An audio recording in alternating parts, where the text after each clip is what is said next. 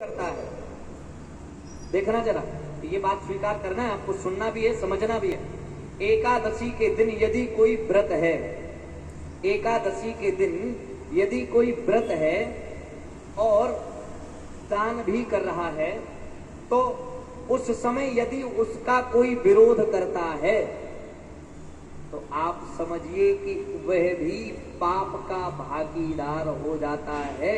आप अगर किसी से कहते हो तुम्हें बड़ी एकादशी दिन भर पूजा ही पाठ चढ़ी रहती, तुम्हें ये नहीं कि काम धाम करो, अगर आपने ऐसे भाव से भी किसी का विरोध कर दिया तो आप अपराधी हो जाएंगे।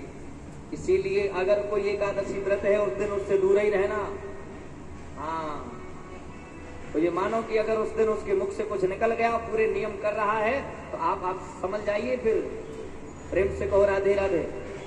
एकादशी व्रत करने वाला, उसके अंदर तो भगवान की चेतना ही सवारी करती है।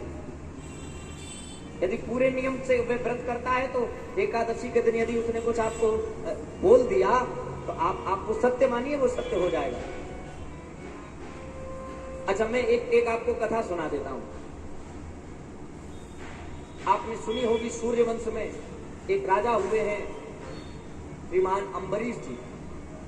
हाँ, बड़े धर्मात्मा राजा थे, भगवान की बड़ी पूजा करते थे, बड़ी सेवा करते थे।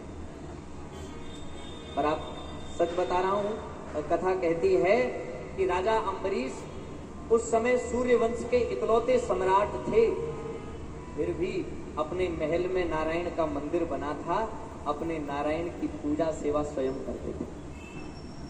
सुबह से भगवान के मंदिर की सफाई, सुबह से भगवान को स्नान, सुबह से भगवान की मंदिर की बुहारी, झाड़ू, ये सब। और इतना ही नहीं, भगवान के भोग के लिए जो अन्न होता था उसके लिए खेत अलग से रखे थे और वो खेतों की सेवा भी स्वयं करते थे।